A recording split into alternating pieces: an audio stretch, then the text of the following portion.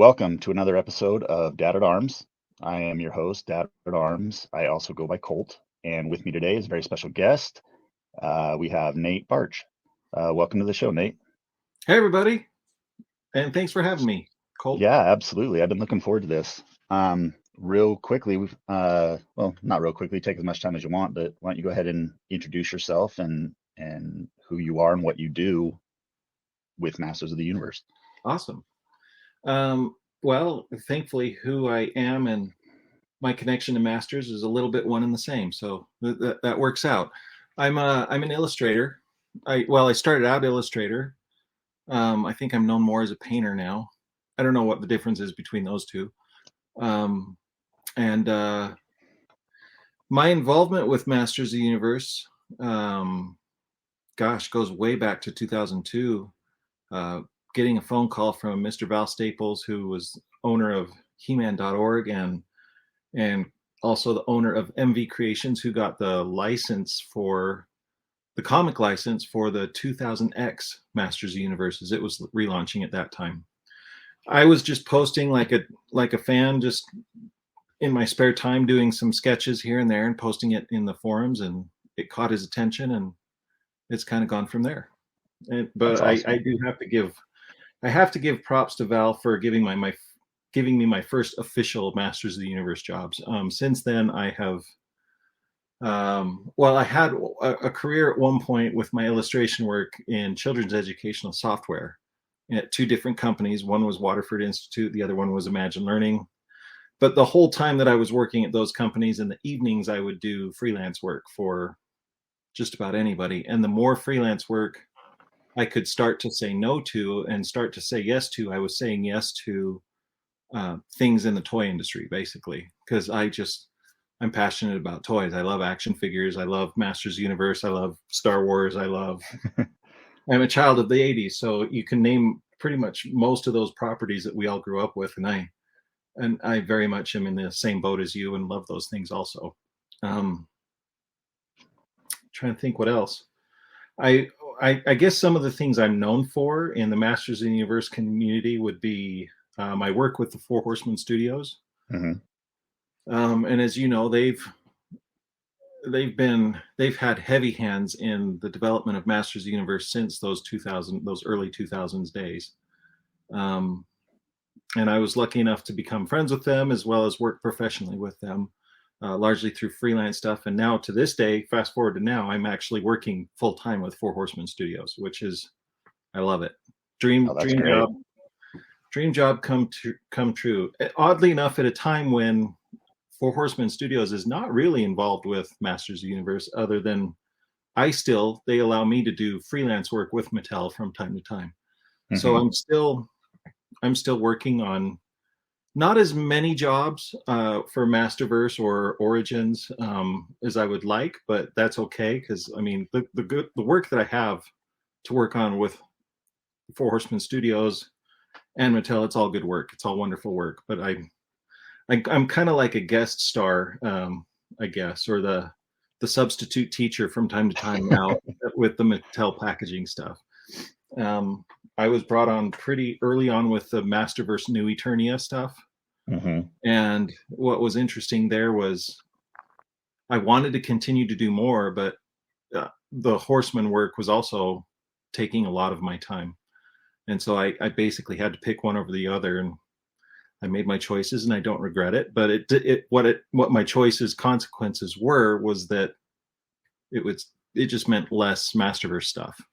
Yeah. But that's okay. Masterverse is in good hands with artists like Eamon O'Donoghue, as well as I actually don't know if I can say his name yet. I don't know if he's been confirmed yet working on the line. But another good friend of mine that you'll see his stuff soon on the artwork, and hopefully he'll get his credits where credit is due, and we'll all have a nice conversation about that. Sorry to be cryptic on that, but no, that's understandable. So yeah, for sure. Oh, that's very cool. But yeah, it's been a lot of fun. My main contact there at Mattel has been Roy Juarez. Okay. He's over packaging. I can do action figure design, and I love working in action figure design, but most of the jobs that I've had over the last 2 years have been largely packaging artwork. Okay. which is just fine with me. That's awesome. But as far as my design work goes, I mean, that goes back to Four Horsemen days also. I did a lot of design work on the Masters of the Universe Classics Castle Grayskull, as well as it was going to be for the Classics Snake Mountain, but then Super 7 took it. Well, it's still for Ultimates, the Ultimate Snake Mountain. Most of the vehicles and play sets, for the figures, for the most part, the Horsemen had a handle on the design needs for the action figures, but anytime they needed to prove a concept on something big like Castle Grayskull or some of the bigger vehicles, then I was usually called in to sketch up designs on what they would look like and how they function and that kind of a thing.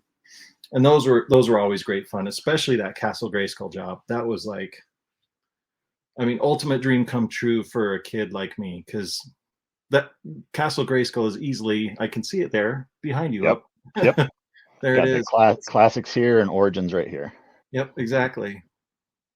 I had a hand in both of those, oddly enough. That's amazing. I felt like I was really just following. I'm sitting on the shoulders of Mark Taylor, frankly, and I fully admit that. I'm not, it wasn't like when I was designing Castle Grayskull, I was trying to reinvent any wheels or do anything. When I was working with Eric Treadaway on that, we were very much in both like-minded, thinking that it just needed to be basically what Mark Taylor wanted that castle to originally be.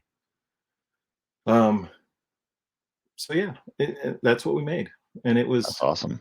I love it. I'm looking at mine just sitting up over there. So yeah, if you see me glancing off that way, that's because I'm staring at Castle Grayskull over there. And I think that's what's great. I'm glad you mentioned Castle Grayskull, because to my mind, I don't know if there's a more iconic playset out there. Yeah, I mean, there are certainly bigger playsets, but I don't know. Sure. Yeah, and I mean, it definitely captures that era that we grew up in, and where Masters kind of thrived, in its vintage heydays. Absolutely.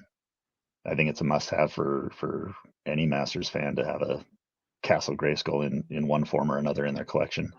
Yep. I mean, even that original one, man, that thing holds up. Oh yeah. You have to be careful with them in this day and age, and the plastic can be a little brittle, but there's a soul to that toy that just is still screaming loudly, which absolutely. Yeah. When I was growing up, we never had the Castle Grayskull or Snake Mountain play set, but my cousins had Castle Grayskull, and I just remember always playing with that. And then one year for Christmas, my dad built us a wooden castle in his wood shop, and cool. It was really cool. I wish I had photos of it or something, because it was a great memory. We woke up Christmas morning and we came out. It was me and my brother, my younger brother, and they had this homemade castle set up. It was painted blue. My mom had made cloth flags and banners for it, and it had a little placard above the front gate that said Eternia. So they had kind of made an Eternia castle, for us, and they had all of our He-Man action figures set up on it in this big battle sequence. That is so cool. I'm sorry to hear that you don't have that anymore, because man, what a precious, awesome thing. Definitely. Yeah. And it was one of those things where we played with it all the time and it just got worn out. And I think we took it outside with us. And I mean, we live on a farm, and so things get broken fairly easily with livestock around. Livestock and mud and sand. And exactly. We were always, I don't have any of my Masters of the Universe toys from when I was a kid, but it's probably a good thing that I've recollected some of the vintage stuff, and it's in much better shape than what I remember my figures being in. Because we beat them to heck. Oh yeah, you'd bury them in the dirt, you'd dump them in water. Yeah, I mean, that's what it was all about, though, and I think that's what Mattel did really good with their Masters line, is it was built for play, and it was built for helping the imaginations of kids, Absolutely. And I think that endures to this day. I think that's why so many of us have this connection to Masters of the Universe, is because we have that nostalgia attached to it, but at the same time it's still prime for imagination, and exactly. to just exist in that world is fantastic. Yeah, it's a wonderful we've often described it as just that eternal playground for the imagination. Like there's something in that world literally for everyone, and I think that's largely in part why it's aged so well to this day. I mean, you can go back and look at some of the old Filmation cartoons, and you might argue with me that maybe they didn't age as well. But Sure.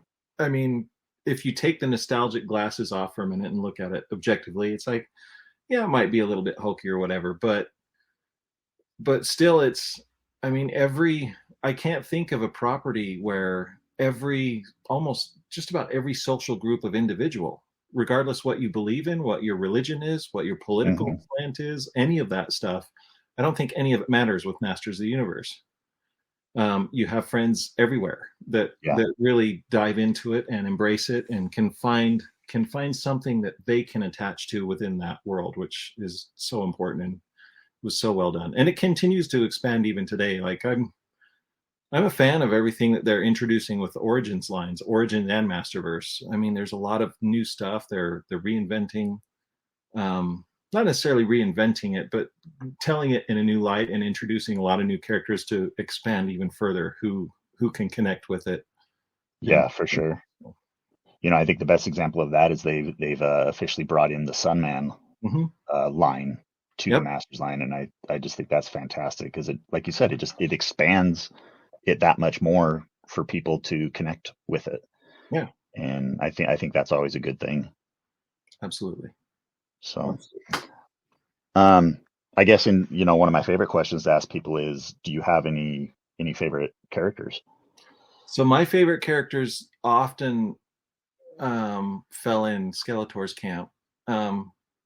Which is funny because my absolute favorite character, I would say, is kind of the Green Goddess / Tila connection. Okay. Like I really, and it wasn't this way for me as a kid so much. I think if you had gone back in time and talked to me about who my favorites were then, it would have been, I loved He-Man and Battle Cat, but more specifically the two together. Like in my mind, still to this day, He-Man has to have Battle Cat. There's something about, he's the hero, but it's his connection to Battle Cat that also adds to the specialness of who he is and that kind of connection that they have. I think a lot of that probably came from the fact that I actually grew up riding horses. Okay.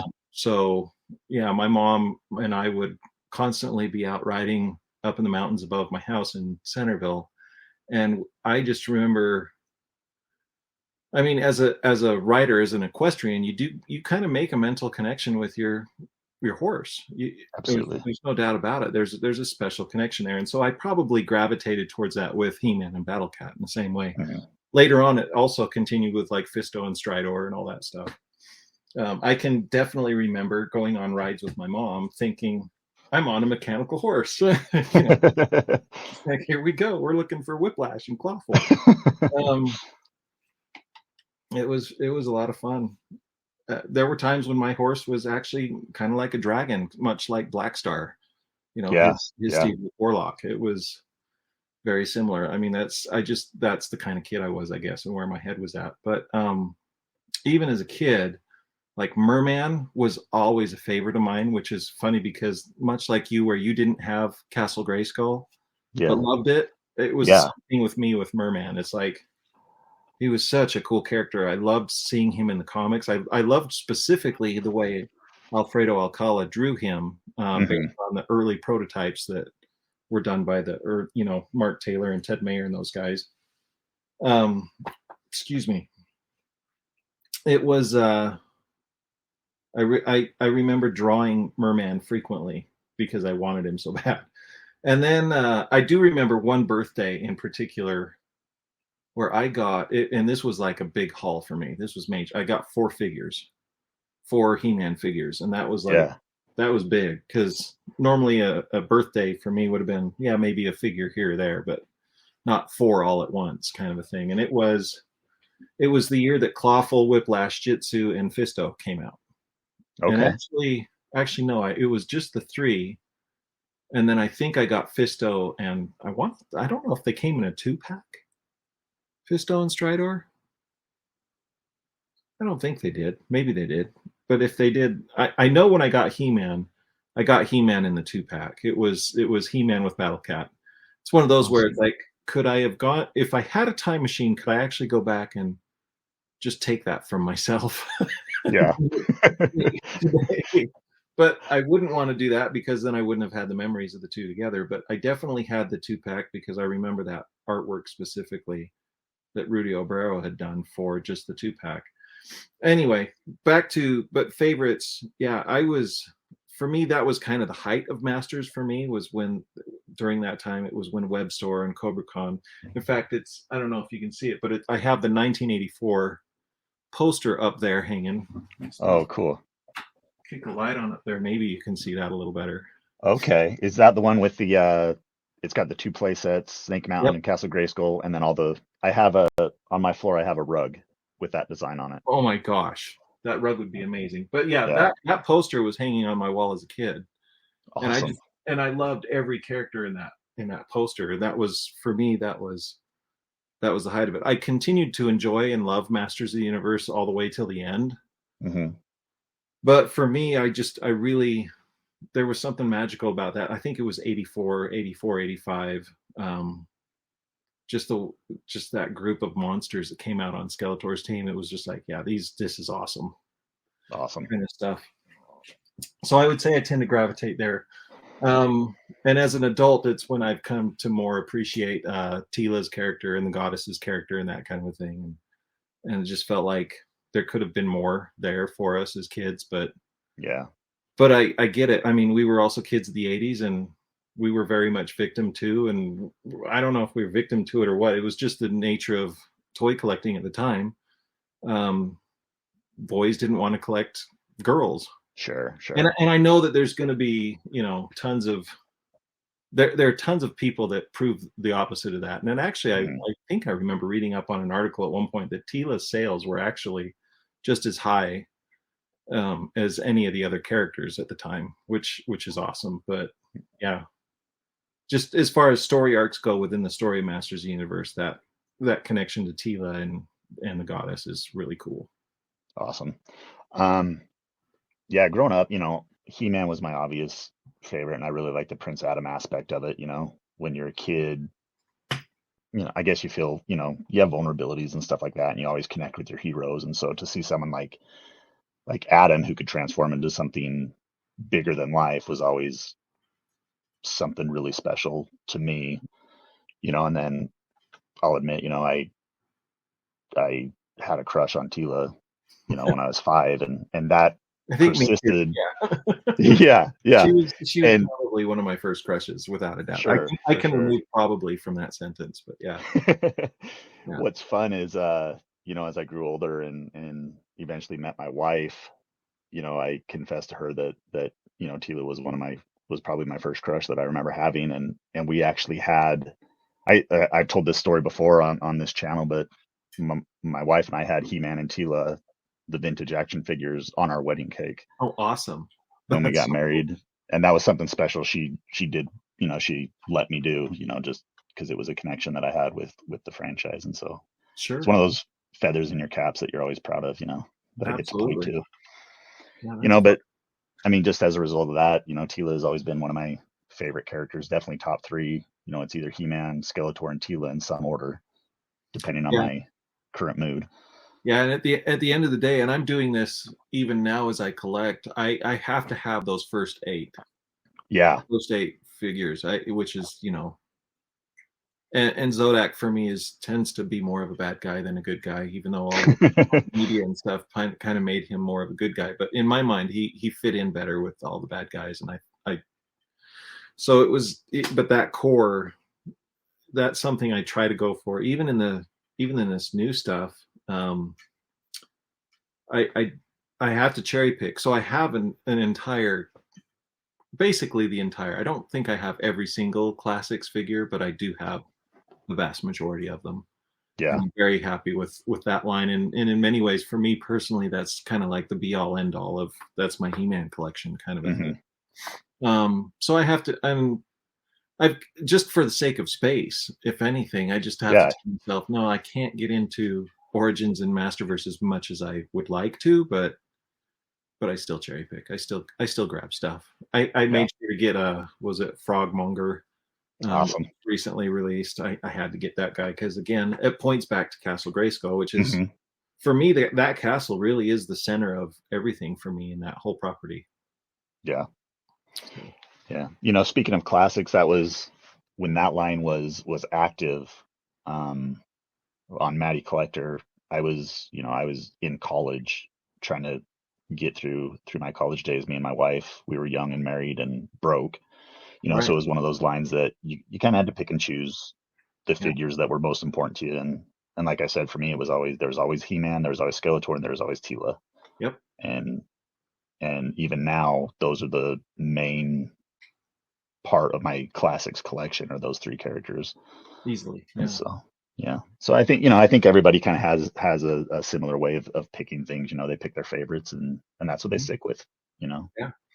Yeah. and it's always just fun to see who people attach themselves to and who they relate with. So And it's been fun too, even working on the property, how that's evolved for me over time. Um, like favorite Snake Man, and for me is probably more. He was designed by my friend Axel Jimenez, yeah, and he and I have worked together on a few designs. There at the very end of Classics, he and I got to work on a few things together, none of which really saw the light of day, other than they showed up in the mini comic that we worked on together with. But there's a lot of that stuff that it's been fun to have that line develop and grow, and all of a sudden I'm finding new favorites here and there. yeah, So yeah, you never really get bored with it. yeah. And I think that's what's that ties back into what we were saying earlier about just why this brand is special. Is we connect with it on so many different levels throughout life. Yep. Things change a little bit and evolve a little bit, but it's always something to come back to. And I just think that's awesome. Um, with your artwork and the work you've done, uh, I was talking with Yuka, Uh-huh. kind of about he helped me kind of formulate your vast body of work. And I was joking with him last night. I was going through some of the artwork, and there's I believe it's yours, and you might have to correct me on this, but it's 2000X He-Man and Skeletor, and Skeletor's on a serpentine dragon Yep. and spraying electricity Yep. fire onto He-Man's shield. Yeah, And I that's saw that, and I wish I could have found it. I was in my garage for about 45 minutes today looking through old totes and boxes because I had a binder in college and I had that specific picture taped to my binder. oh cool. And Yeah, that's cool. I wanted to find it so bad to show it, but Yeah, we'll have to pull that one up at some point. yeah, I think that's That's one we'll add. it might be just right there, but I'm sure you don't want me rifling through my old comics on your show. Pretty sure it's like right there. But yeah, that was just one of the covers I did with MV Creations, Yeah, and it was very much an homage to the PowerPoint Dread cover mm, that was done by both Mark Texiera and Alfredo Alcala. Um, the one for the actual record book, and then the other one for the actual mini comics. right. And it was just, instead of Skeletor riding on Point Dread or the Talon Fighter, he was flying that serpent from the show. Yeah. Because I just thought that was such a cool looking dragon from the show. I was like, yeah, we'll just throw this in there. And Val was totally like, yeah, go for it. That's awesome. Yep. You know, you did, and I'll kind of let you talk about this more, but you did a lot of coloring work for MV Creations. One thing that I do have that I was able to find was you got to do the coloring for this Yeah. encyclopedia The that kind of encyclopedia that connected together. never happened. Yeah. Yeah. Well, I guess you have the first issue there. I have the first issue, and that's the only one that exists, correct? Correct. Yeah, because it Yeah. died. I remember that was a heartbreaking phone call that I got Oh, from Al. Well, I mean, we had finished the art. We'd finished the whole cover. And if okay. I remember right on that comic, I think they folded it out so that you can see the whole thing. But that was drawn up by both. I can't remember if it was Emiliano and Enza, or if it was just one or just the other. It could have been the two of them, and then I painted over top of their stuff. Awesome. Yeah, that was that, man. Yeah, that's going back. We're Yeah. talking like 2004 probably was when I did that. Yeah. And you did other stuff like that. Like I still have I couldn't find it today, but I know I have it in a box somewhere. But the Trap Jaw Icons of Mhm. Evil cover, you Love had, that. Worked with such Mike a, Pedro on that one. Yeah, yeah, just he beautiful did the pieces. line art, and yeah, that was fun. Yeah. And That actually stands I'll out. throw these images up as when I go into edit, but just because they're beautiful pictures. Cool. You also had a hand in the anniversary lithographs of He-Man and Skeletor, where it shows all the variants. Is that That correct? Am I right that there? was my very, very first job. Oh, Those two wow. lithographs were my very first. That was the thing that kicked it off. That's Yeah. awesome. I think What a Val way to just kick didn't it want off. to color it. So he's like, "You color it." He's So, like, here's all this hard work. yeah, yeah, that was the first one, and I learned a lot on those too. It's funny because I look at them now, and like the way I color and paint now is completely different than the way I approached those pieces. And man, if I ever had time to redo something, that would be a good one. But at the same time, it takes away from the charm of just what it is. It is what it is, and it exists, and it's a wonderful thing. And it was the beginning of it all, That's and amazing. that was fun too. I remember geeking out because a lot of those variations that you see on there, nobody had ever seen before, or Hmm. they hadn't been revealed yet. Some of the 2000X Yeah. variants Yeah. I think there's like the snake armor yeah, He-Man snake and armor and the samurai He-Man mhm, and Skeletor. And I yeah. was like, what are they going to do with that? What is this? But yeah, it was a fun time. It That's was fun. awesome. Um, you also did a really, really cool, and from my understanding, this is one that you illustrated and colored, but it was that the issue 2 with Sorceress and Tila Yes, on just that on the cover. back. Yeah, on the Hmm. back cover. And that was the first one, yeah, that Val said, "Hey, just draw it on your own." I had all kinds of different ideas that I remember proposing to Val. I probably have somewhere in a sketchbook or a meeting notes from my day job where I just sat down and did thumbnails also as I would think about stuff. But I remember at one point trying to pitch the idea of having like, because I was all about doing homage pieces, Yeah. and I had this kind of mental breakthrough at one point in time where I was like, Skeletor is like Dracula, and like Merman is like the creature from the Black Lagoon, and all, and Beastman's like a wolf man, and all this. Sure. I was making all these connections in my brain, and You've got whether they Faker. were Faker real or not. is the Frankenstein's monster. Right, exactly. And so I remember at that point thinking I would love to draw a merman coming, like carrying Tila the way the Oh, creature okay. from the Black Lagoon was carrying. I forget her name now, but yeah, I was remember doing something like that, and Val was like, "No, that's so cheesy. Don't go there. Don't do it." And what's funny about that is he was probably right, but I've since seen, I don't know if it was an official thing or a comic thing or something, but someone else actually did that. I Okay. was like, "Hey, that's awesome." Well, it's kind of. Happy with it. I feel like it would have worked. I don't want to second guess, Val Staples, but I feel like it almost would have worked as an homage to the Filmation episode, Sure. the Tila's Tila's Quest, where Yeah, she has that run in with Merman. exactly. Well, and reasons are reasons, and whatever decision was made is what we ended up going with, and we were both fine with it. But again, that piece very much influenced. It was that whole series, the 2000X series, the Mike Young productions, of just that whole. I mean, I remember being on the forums and just getting into it so much with the fans, of Hmm. geeking out together. Some of us having arguments, but nothing major or anything like that. It was mostly just geeking out together of that whole. I loved how that show really added depth to the character, to each of the characters and that whole lore, and a Yeah, lot of it dealt with that connection between Tila and the sorceress. And so, yeah. knowing that going into that comic, that's why I did that. And it's also similarly to where I went with on. There was a art card I did for BCI. It was when the DVDs were being released of the TV show, Hmm. the old cartoon, and I remember doing the Princess of Power series. I was a guest artist on one of the cards, and I did Glimmer with Angela. Okay. same And thing. those were those postcards that were Those packed in postcards. with the DVDs, right? Yep. Yeah. Awesome. And actually, I think that one, mine was only with the holiday special. Maybe, if I'm remembering right. Gosh, that's so long Okay. ago. It's weird that I'm sitting here having this old man conversation about something that happened 10 years ago. Yeah. But yeah, it was, I just, yeah, I like all the familial connections that there are throughout the properties as well. Hmm.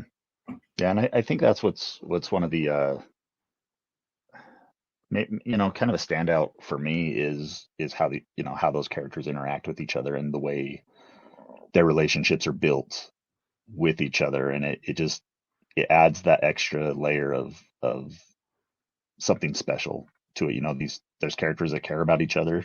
Mm-hmm. There's characters that are, yeah, they just, like you said, they have that familial connection, and it's just such a cool running theme that really reinforces that one of the core concepts of Masters, Yeah, is that people matter. And so I think that's exactly. really cool. Exactly. Um, this is probably a tough question for you, but do you have any favorite projects from over the years or that you've worked on? If we're going with just Masters of the Universe, then yeah, I want to say I compiled this for someone else too at some point. And I remember for sure Castle Grayskull. Like Hmm. work that whole project still stands out in my mind as just being just kind of a magical moment. And it was so fun working with Four Horsemen Studios and everybody there. And not only just to do the beginning design drawings for it I didn't know that those drawings were also going to be used to pitch the whole Kickstarter, not Kickstarter, the Mattel version of the Kickstarter for it. I might have tightened up some of that line work a little better. Yeah. A little presentable. I was like, oh, you're just putting the sketches out there. Okay, here we go. But getting to work with Eric, and again, like I said, he and I, we were just completely on the same page with that. From the inception of like, well, what should the castle be? Like we were establishing, first of all, we were gobsmacked, literally, that the idea that Mattel was actually going to go put the money into making such a big castle. Yeah. And it was such a big project even for the studio, and just the way it all came together, and with all the different artists that had worked on it, and then to get to do I have right here, not a lot of people have this, and I probably shouldn't show it, and I should probably finish it. It's all dusty, but I have right here a dungeon Wow. grate. That's a cast from Four Horsemen Studios, as I drop it on my computer. Thankfully, I didn't turn this off there, but yeah. So I was this initially going to be included with the castle itself? Yeah, this was sculpted by George Djojevic, who was also working with the guys at the time. He sculpted the door on the castle, and he also sculpted this. And it was going to be included, but clearly I haven't finished painting it yet. But it's the paint applications needed to do just this one piece. Mm-hmm. Take it out of final production because it was going to cost about the same as like two figures for from a factory perspective. It was Okay. going to be outrageously expensive to add in because of all the paint applications for it. Yeah. But what that opened up for me was, hey Nate, why don't you just draw the sticker like Mark Taylor and Rebecca Taylor did back in the day? Yeah. And I believe it's Rebecca Taylor that had drawn all of the stickers on the original playset, Mm-hmm. which was cool. So I mean, the design of the whole thing for that whole castle was anything that was a sticker, we wanted it to be sculpted, like the dungeon grate, for example. But like I said, it opened up that door for me to actually get to do the illustrations for it, to do the drawing of the weird rug that's on the trapdoor Yeah. that I still don't understand, even after having drawn it. I still don't get it, but it's psychedelic genius from, again, Rebecca Taylor, I'm sure, that went into it, and we all recognize it, and we all know it, and we all love it. Yeah. And then I just did a passing suggestion of like, there was the tapestry of the kind of the flag with the dragon thing on it. Okay. And I was like, you know, we have enough room in the throne room. Maybe we put another thing on there. It's like, well, if we put another thing on there, what's going to go on there? And so I got to literally figure out what that other monster was to put on that flag, Wow. which was fun. And I went straight back to my favorite mini comic, which was He-Man and the Power Sword. Hmm. And it's kind of a take on that crazy purple beast that was fighting the goddess there at the beginning of the thing. Awesome. So that's why that was there. It just felt like it should get a place on there. But yeah, but that castle was very special. That was a really neat thing. I'm very proud of the work that everybody did on it, and it's probably the favorite thing here in my studio even to this day. Just that castle, not just because it's Castle Grayskull, but because of all the wonderful relationships of working with all the different artists and people and Horseman Studios and all that stuff together for that. So that stands out as a favorite. Another one that stands out as a favorite is probably it's still Castle Grayskull related, was the job just before we did the Castle Grayskull job, which was the Icon Heroes Castle. Okay, that smaller version. Yeah, the smaller environmental statue that we did. That was fun because so Icon Heroes was working with Mattel, and Mattel came back to them and said, you have to work with Four Horsemen and Nate on the design of the castle. You have to. And fortunately, the folks at Icon Heroes and the Horsemen were already friends. So Awesome. It was like, yeah, this is not a problem at all.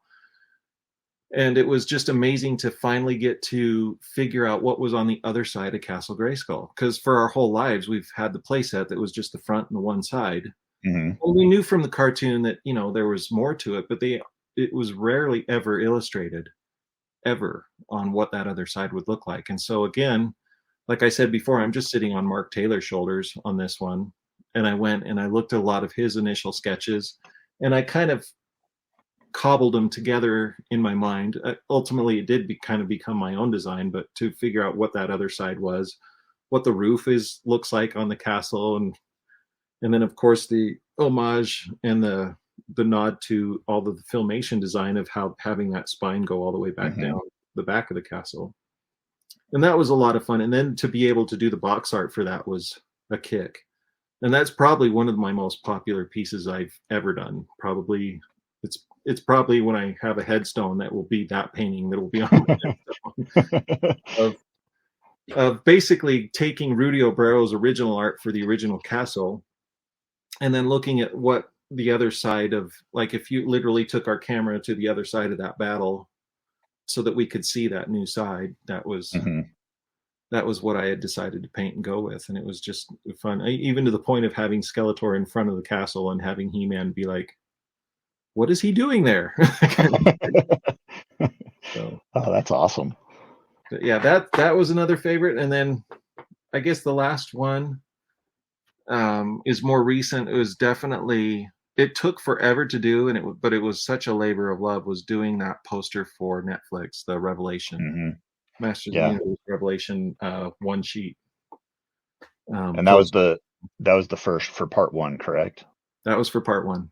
I'm going to bring it up here right here. Yeah, there they are. Look at that. Yeah, that thing was nuts. And I remember talking with Ted and with Jean, who was the art director at the time working with me. I don't think they weren't asking me to go this nuts with it, but I couldn't help it. I couldn't help it as I was seeing the designs for the characters that were being used in the show. I was just like, I have to just cram this full and make it like that same kind of old poster. Yeah. Well, and that's kind of the vibe it has. Is it has that, you know, those warriors all pitted against each other, and just the colors are fantastic. Everything just pops, and I mean, it's incredible. Thank you. It was fun. You know, and same with the poster for part two. You did that one too, is that right? Correct. You know, and this one's you know, not as complex as the part one poster, but I mean, just how everything is designed. And I remember when it was revealed, and I immediately saw that Savage He-Man, and I was like, okay, they're bringing in Savage He-Man somehow. Absolutely. You know, and then you see the bat motif with Evelyn going on, and you know, people who have read the comics and have been paying attention to the lore of Masters of the Universe over all these years, there's just so many things to latch onto and love. Like even in that first one, you see the two power swords split in half, and just incredible. I absolutely loved how Powerhouse Animation and the designers there. I loved the look that they gave everything. Like the design aesthetic that they gave the whole world was just beautiful. Yeah. Especially that sword. Like to see that sword split in half, I was just like, I absolutely loved that look and design. Yeah. I mean, it was fantastic. And that kind of leads into another question I had, specifically about these posters. When you're designing, if you can talk about this, of course. Sure. But when you are designing this, do you get to, like, had you been given information about what was happening? Had you seen anything, or was it based on like notes and character designs and things like that? Kind of what was that process? It was first of all, I think the only reason I got this job, and it's all Teddy's fault. It's all Teddy's fault. It's completely. I mean, they could have gone with any artist they wanted, anyone under the sun, and I think Teddy, just because he and I are such good friends, and that he was just like, I just want Nate Baertsch to do this, and I remember getting the call from Netflix and all that stuff, and working out all the particulars, signing all the NDAs, and all that kind of a thing. First of all, I just want to re-emphasize, because I know I've said it before in other places, but I'll re-emphasize it here, that Netflix was amazing to work with, like as a company. Mm-hmm. All the people there were great. Teddy was great to work with, as well as all the other art directors and folks that I needed to interface with to make that artwork happen. Just an awesome, awesome team. And it was, so I think the other side of it, Ted, I'm not going to throw you under the bus here necessarily, but I might a little bit, was I think he needed someone else, another fan that kind of came from his era, because he and I were friends all the way back into the He-Man.org days. Oh, like, wow. We go way back, and we've talked together, and we've geeked out about all this stuff, and he and I are very much on the same page about a lot of the story beats and the story elements and things of that nature. He and I, we were just on that same page. And I think in a lot of ways, he just wanted someone else, a friend and another fellow fan, to actually just talk openly and blatantly with about the whole thing. Yeah. Which was so much fun. So to answer your question, yes, I was given early access to the whole show, essentially. Wow. Right? They gave me basically a whole library of everything that the Powerhouse Animation and their design team had already done. So I had access to all of those designs. And then as far as story elements go, I mean, Ted just gave me links to the shows. And so anything that was posted up, so I remember seeing a lot of the episodes where a lot of the key action sequences that weren't finished yet in animation, I would just see their storyboards, or I would see the animatics play through and stuff like that. So I kind of knew what was going on. So for that first poster, it was for part one. They were pretty specific about some of the things they wanted to see, but then they kind of let me run with it. And I felt like so much of, there was so much power in that moment of when He-Man actually split the sword in half. I wanted that to be one of the main focuses. And then I just wanted to, even compositionally, make sure that everything read as a core of Masters of the Universe. So it's like you have everything's pointing to He-Man, and then He-Man is framing Skeletor, and then above Skeletor is Sorceress and Grayskull. And so your eye just kind of falls into that line and sees that. And then you kind of start to play around, and you just see the various little battles that are just kind of happening off on the sides. But really that central core it is all about He-Man. And I know that the show got a lot of critique about, all this stuff about Tila and that kind of a thing. And personally, I don't care. Right. I love the show. Me personally, I'm a fan of the show. I still watch it. And it's I've enjoyed it thoroughly. And I'm super excited for what's coming up next. I think, sorry, go ahead. I'll let you finish. I was just, I think that was basically it. Just that, yeah, I'm very excited for where it's going. and yeah, the way it ended, like the way that series ended, to me was just like, this is awesome. This is, and this kind of goes back to the relationship I have with Ted, in the same sense of like, this is kind of what we as fans in our age group have kind of always wanted to see. It's like we want to Yeah. see that evolution of what's next for He-Man and Teela, Yes. and when Teela gets that power, where is that going to go? You see it explored a little bit also in the DC comics that were happening there at the end of Classics. Right. And I thoroughly enjoyed that as well. And so, yeah. Anyway, that was my finishing my thought. No, I think that's fantastic. Um, I I'm in the same camp as you, where I adored Revelation, because watching it, I was like, this is everything I've wanted to see. From this brand, I wanted to see what comes next. We have the Filmation cartoon, we have the 2000X cartoon. I always wanted to see what came next. I wanted to see Teela become the sorceress. I wanted to see her relationship with He-Man, with Adam, progressed on screen. We did have it in the comics, especially those DC Yep. comics that you mentioned. It covers all of that, but to see it on screen and to see it handled in that way is just something that was a dream come true. Yeah. And so, based on I definitely don't go as far back with Ted as you do. I've only started talking with him after Revelation came out. I reached out to him just to tell him how much I love the show.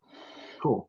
And it's just to have people like Ted and to have people like you who are just such big fans of this brand, is something that's very special. And it was unfortunate to see people react the way they reacted, but like you said, it's something that I know what I like. I don't need to be told what to like by others. And Exactly. I adored it. I loved everything Revelation threw at us, and I'm very excited for what comes with Revolution. So, Yep. I couldn't be happier. So Awesome. that's where I sit. So I think we're Awesome. on the same page there. I think so. Sounds like it. Yeah.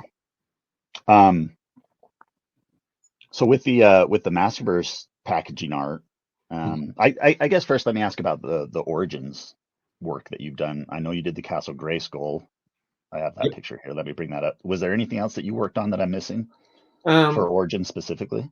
Origins, I don't think it's Origins stuff has picked up for me more recently, and I don't think Okay. it's been seen yet. Okay. So I got Gotcha. to be careful on that front. However, the stuff that I did touch on, the castle being a big part of it, Axel and I worked together on that one, and with Roy. And then, not that it matters, but those exploding rocks. Yeah. I have a history with those exploding rocks. That so the exploding rocks that they did brand new for Origins, I didn't do them. However, Okay. I had to edit them as soon as they did a deluxe figure, which I believe the first one was Battle Armor He-Man. I think Mm-hmm. yeah, I think it I was think you're Battle right. Armor Yeah. He-Man, where they needed to expand it. So when they had originally illustrated it, they only did it for just a card, just Okay. a single card, and so I had to expand it and copy the style. And I did that pretty early on as Origins was being released. So it was, I think since then, anytime you see it wider, then I've touched that. But again, not that you would know, because my job was to match the previous illustration. Okay. This was a big thing, and there's some more, like I said, a few little things here and there going to pop up here shortly. I think that Awesome. you'll see my hand on. I also actually with Origins, I did the mini comic number 3, I think. Ruben Martinez was working on the comic at the time, and he actually reached out to me also at the same time that I was working on stuff with Roy, and had me do one of the comics. It was the comic where Merman is like riding on his big Leviathan monster and grabs Okay. Talon Yeah. Fighter, and then they go into this.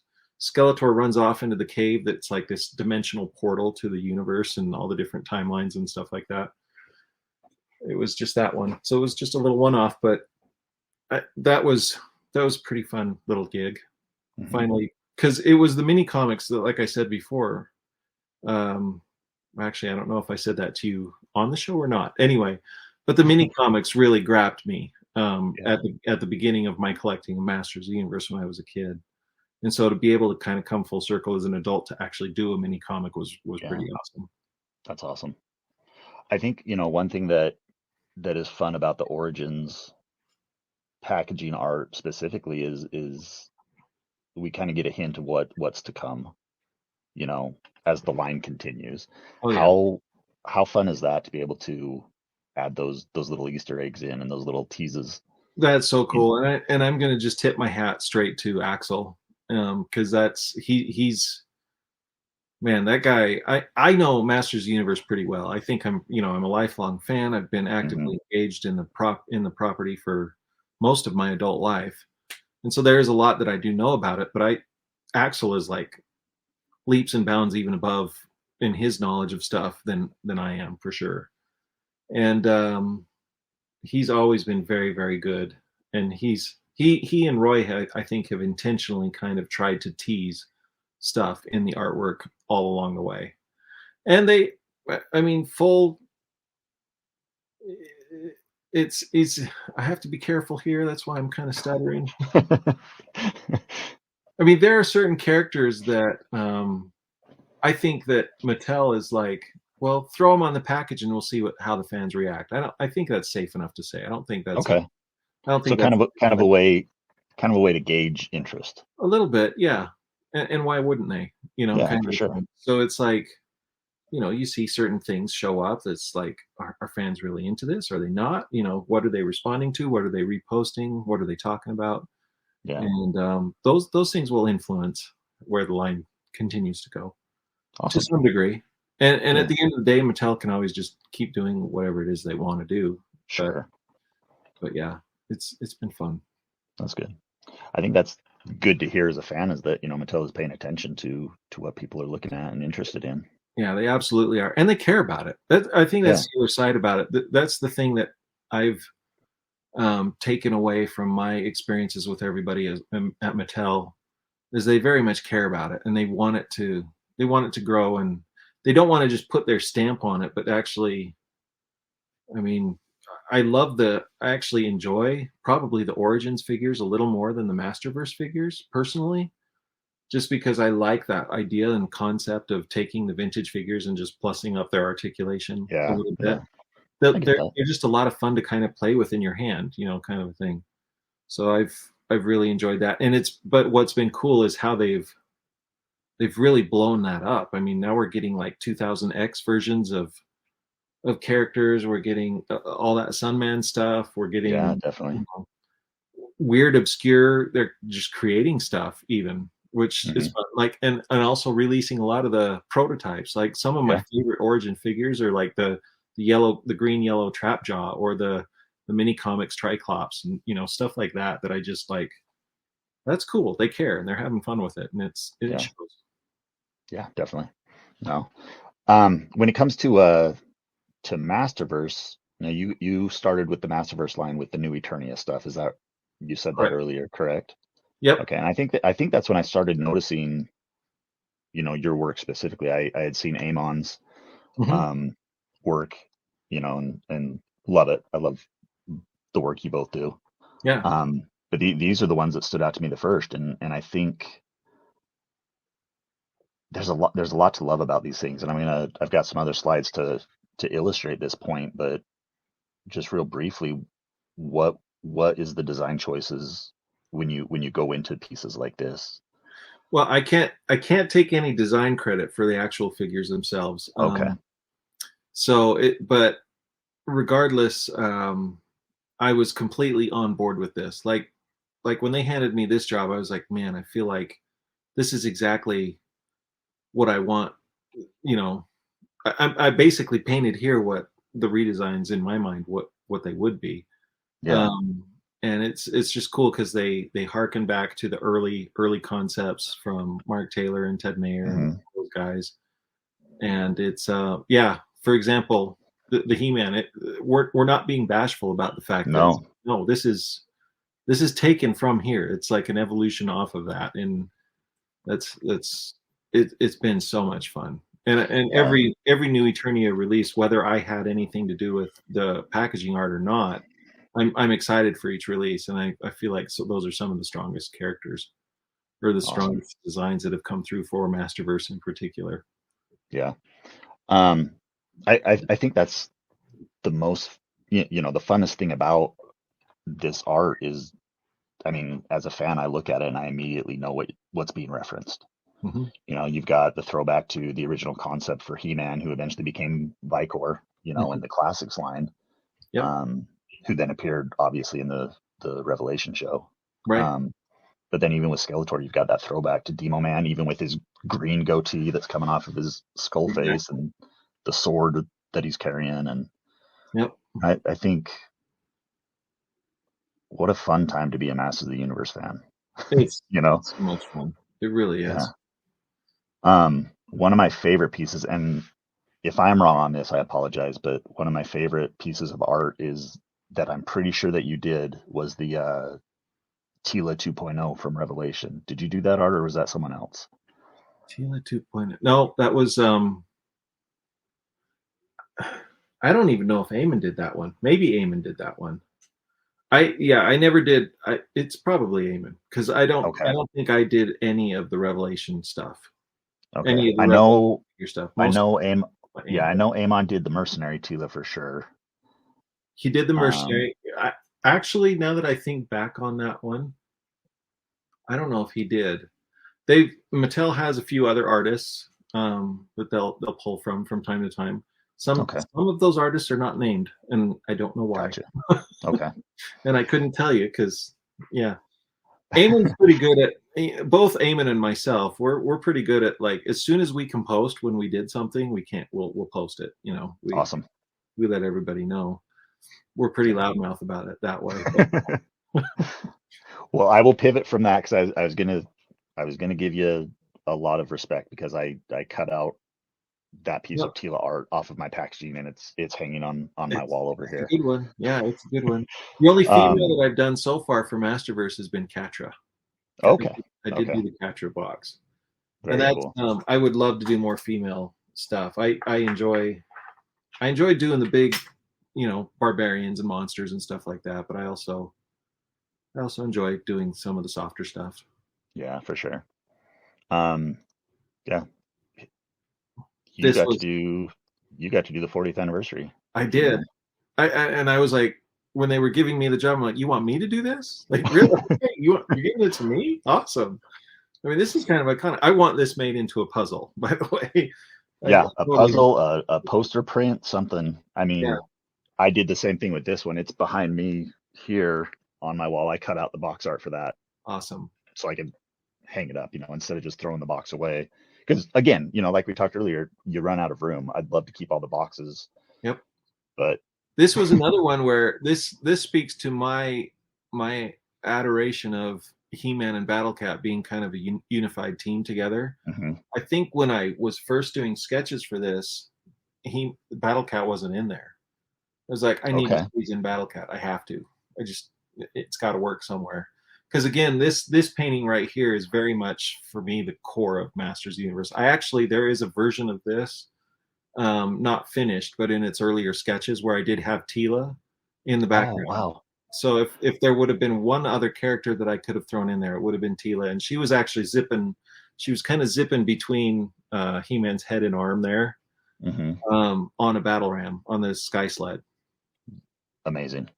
But I agree with Roy and the rest of the team at Mattel. When I had that in there, they were like, that's going to be too busy, kind of a thing. Yeah. And they're right. It would have been too busy, but if I had just a little more space, maybe, then I could have. Oh, that's incredible. But this was He-Man's package. So, I mean, he had to be as front and center as you could possibly be. So, well, he looks magnificent. It's that classic armor, the classic designs of the weapons. And I mean, everything about it is just wonderful. And the colors. I think that's what I love so much about looking at your artwork, is just how the colors just pop and make everything look so alive. Thanks. I used to not be this bright with my work. And speaking back to some of that earlier MV creation stuff, it's much more desaturated. And I have a good friend of mine, his name is Will Terry, haven't talked to him in a while, but I remember way back. I don't know that Will would even know this, but when I was working at Imagine Learning with other good artist friends of mine, Jim Madsen and Martin Roos, we would talk about other artists' work, and we were talking about Will's at one point. And it's weird what sticks with you and what you start to incorporate into your own art subconsciously without even thinking about it. And I think what happened was I remember spending a lot of time looking at Will's art, just marveling. Like, he literally would traditionally paint stuff, but he would just take the brightest colors and use those colors straight out of the tube. Most of the time, if you're a painter, you're always mixing up stuff on your palette. You're desaturating, you're pushing, value here and there. But I swear Will would just pull it straight out of the tube. And I don't know what happened, whether it's my eye, how my eye has evolved with my work, but I love seeing the bright, intense colors. And it also speaks to Masters of the Universe in general. That's been a hallmark of that property since day one. Yeah. Your bad guy is not like some black demon thing of darkness. I mean, he's bright blue with purple armor and a fluorescent yellow skull, kind of. It's crazy. And I think that's it's just another one of those things that makes the line special, is so many bright, wonderfully imaginative characters that to pick from. So I really like seeing the color in your work. So awesome. I'm not an artist. I don't have a real education in any art, so I don't even know how to talk to it, but all I know is that it looks good and I really like it. So good job. And at the end of the day, that's all that matters. You're gonna gravitate to what you like. And that just is what it is. That's awesome. You mentioned earlier that you're working with you're with Mythic Legions, or not Mythic, Four Horsemen. Yeah, Four Horsemen, yeah. And their work on Mythic Legions and Cosmic Legions. Yes, sir. They definitely have a history with Master of the Universe, and even now they still put out the occasional tribute figure. Yep. They're typically convention exclusives. Yep. If you can answer this, I know there's probably a lot of things that you can't answer, but is there anything to look forward to in that realm of? I think it's safe to say yes. There's a yes to that. I'll just say yes to that question. Then that's all I can say before I lose my job with Four Horsemen Studios. And I don't want to do that. Yeah, I don't want to do that either. This is the best job I've ever had in my entire life. And I'm loving every minute of it. But yeah, there is a lot planned. And this, I'm just repeating Jeremy Gerard, our director of sales and marketing. I mean, this year is a huge year.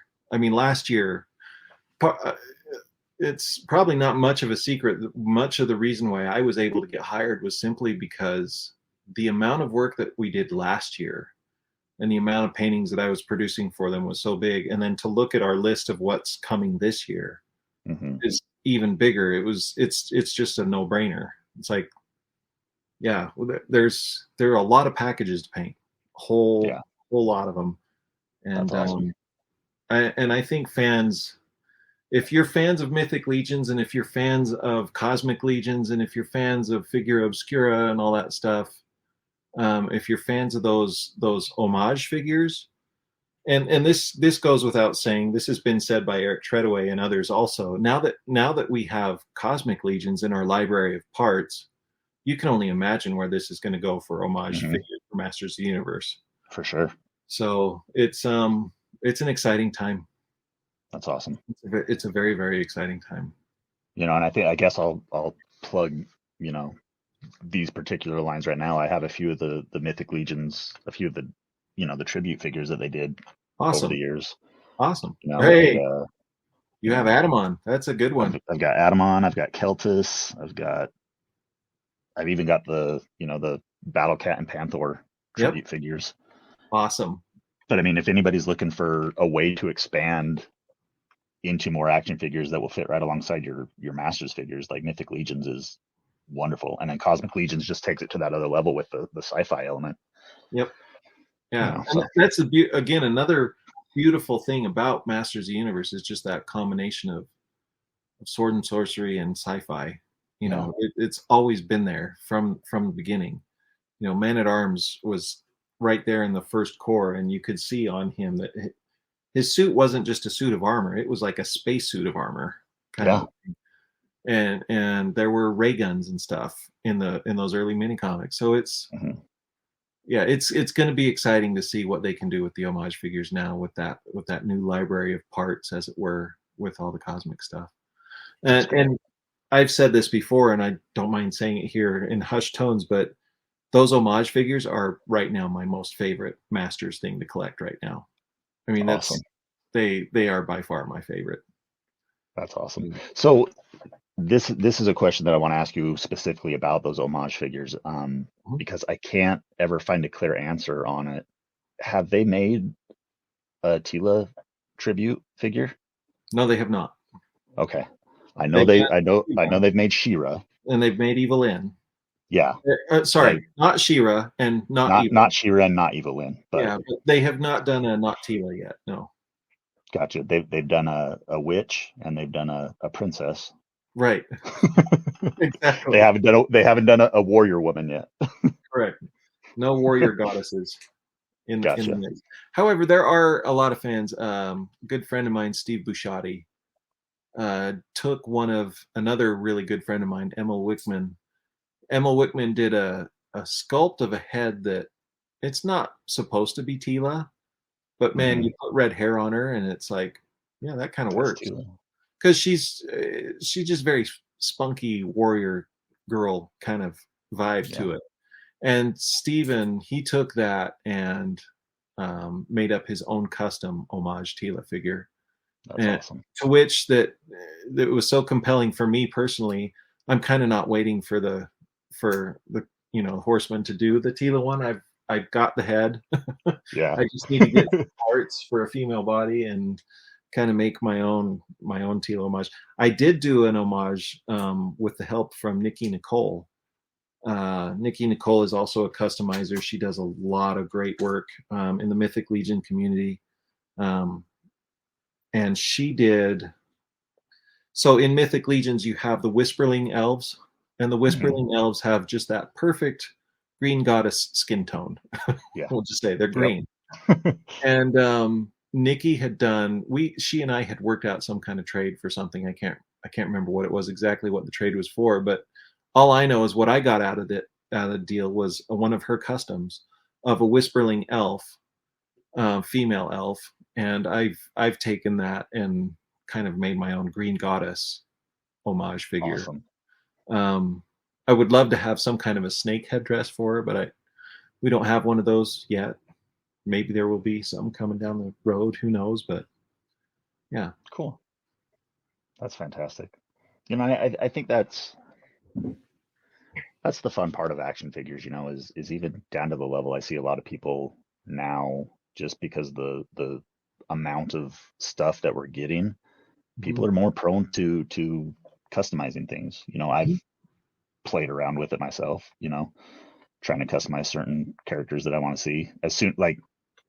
This is super nerdy, but this is the place to talk about it. But as soon as Revelation Part 1 ended, I knew exactly where they were going with Tila's destiny and that they were finally going to do it. And I made my own version of a sorceress Tila, awesome. based on those. And I mean, that's the fun of it. We're adults now. Exactly. And we're still playing with this imagination aspect of Masters of the Universe. Totally. So. And now it's out now, so I can talk about it. I remember seeing a lot of the concept art. Like I said, when I was working with Netflix, they showed me a whole bunch of concepts, and I saw Tila as the sorceress, and they have numerous versions of her. Some of them are very goddess-esque, like they definitely played with that snake headdress kind of a thing. And part of me wishes they would have gone that way for the final. A big part of me does, but at the same time, I can see why they didn't. And anyway, but it's when you look in the art of book for that show, and see all those concepts, all those designs, and you can tell by looking at all those designs that the team, like, again, I can't speak highly enough of the Powerhouse guys. They absolutely are deep geeks about Masters of the Universe. They got into the lore deeply, and it showed in their work. It was really cool. Yeah, and it's so fun seeing those behind the scenes aspects. In that art book specifically, you see all these different designs and just the way they, their notes that they have on the pages about certain scenes, about characters, about what they were thinking when they went into it. Yep. I think one of the things that stands out was their design for He-Man Hmm. and the little blurb on the pages that like as soon as they saw his smile, they knew they had the right design for him. Yeah. He-Man And I is just think, hard. He-Man is very yeah, hard. I also work from time to time with Tweeterhead on these yeah. statues. There's their Tila up there. Big surprise that I would have the Tweeterhead Tila statue, but She's a um, beautiful statue. it was fun. That was a fun piece to work on. Chad and I go way back on that piece in particular. Like the fact that she's coming down the stairs into the Gray Skull dungeon area, kind of a Mhm. thing. That he and I have had that idea and that design in the works for a long time, and it was so fun to work with David Igo on that one and have that finally get finished and get produced in such a beautiful way. Like David really nailed it, brought it home, Yeah. basically. Um, but back to He-Man in particular, like yeah, getting his portrait right. Uh, you can see where it doesn't, where people don't get it right. I hate to say Yeah. it, but even Mattel, like Masterverse, a lot of those Masterverse heads, They're that's they're a not little He-Man. bit, yeah. Like We all have our opinions on it, right? yeah, everybody has their opinions on it, and my opinion is not there. But I agree with Not you quite on there. the Revelation designs when he smiles. There's something about He-Man in particular that you have to get right, Hmm. um, and yeah, When I think that's the key aspect of He-Man for me is that he's not just a barbarian with right. all of this strength, At his core, he's Prince Adam and he's a good soul. He's Mhm. pure-hearted and Yep. he's more, I mean, this is what the Filmation cartoon was all about, that he Mhm. sought other ways to solve conflicts rather than fighting.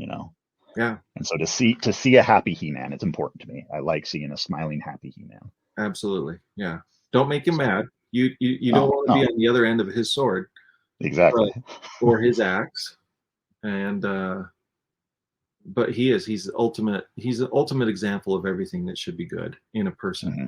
in a human Yeah, being. absolutely. So, well, Nate, I don't really think I have any more questions for you. I've just Okay. really enjoyed chatting with you today and getting to know you, and I really appreciate you joining me. Like, Likewise. this is great.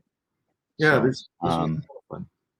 yeah. Before we go, I'll kind of give you the opportunity to get whatever, social media plugs or anything. Where can people find you Sure. if that's The trick what you is, want is to if you know how to spell my last name, then you'll find me. do?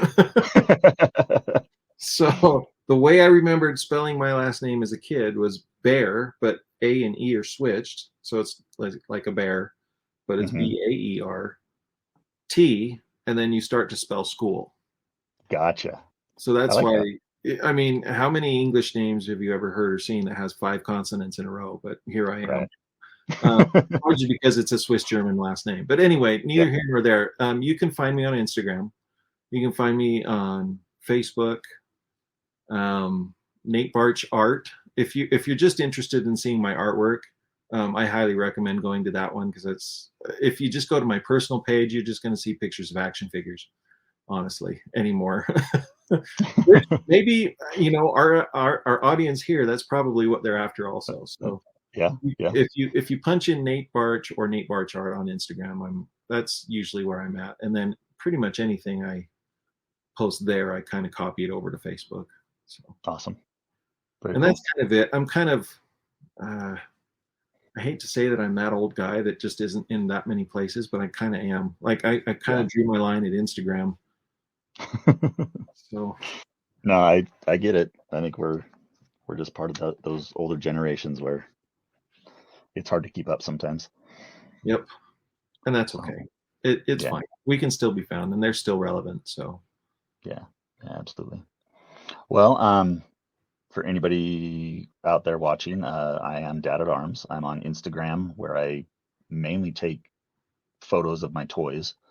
Um, and you can just find me. It's just at Dad at Arms if you do an Instagram search. On Twitter, I'm also there at Dad at Arms, or at Red Pyramid 9 is the actual handle for that. And then here on Facebook, the Dad at Arms channel, where I do interviews and just get to talk with amazing creators and people like Nate here. So thanks for watching, and we'll see you next time. Thank you. Hey, everybody.